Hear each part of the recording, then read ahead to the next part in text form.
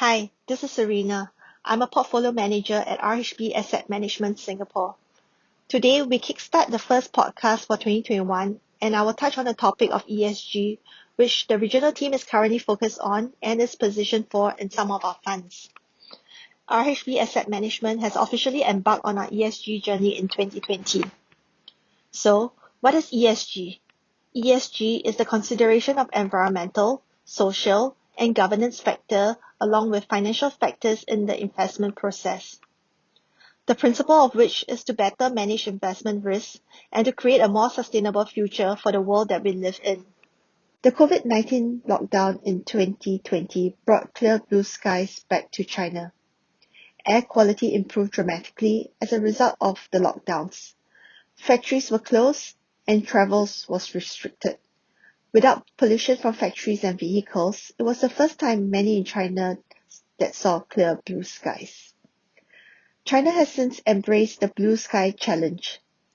In September 2020, China's President Xi Jinping announced that it targets to achieve peak of carbon emissions by 2030 and achieve carbon neutrality before 2060.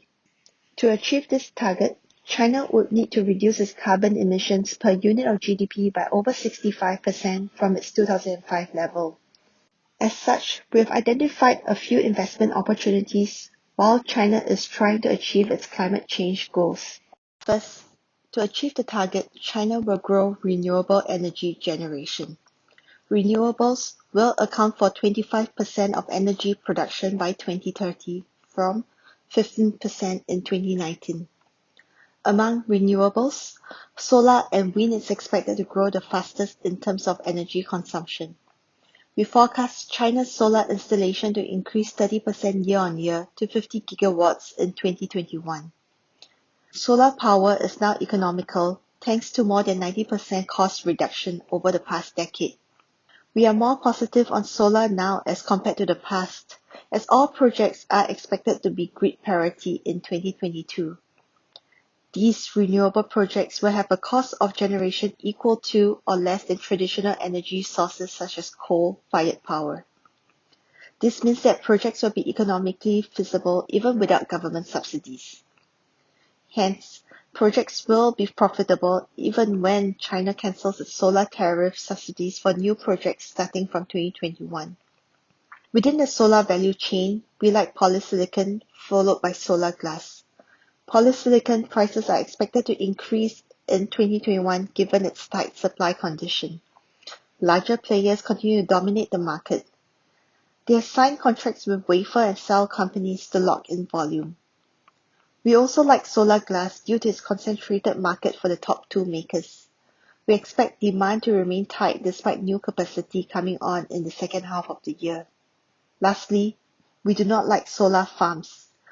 Most big power companies are state-owned and many of them have set ambitious renewable capacity expansion plans on the back of government's policy. They are eager to add scale and even expand at a loss just to get exposure to the sector. Secondly, we are very excited on the EV market. The electrification of vehicles is another way for China to meet its carbon policy. In the traditional internal combustion engine auto market, Chinese players lack global peers in terms of technology. EVs is expected to create a level playing field and allow Chinese automakers to play a greater role. We expect sales to grow at 25% CAGR over the next 10 years to meet China's ambitious EV penetration target.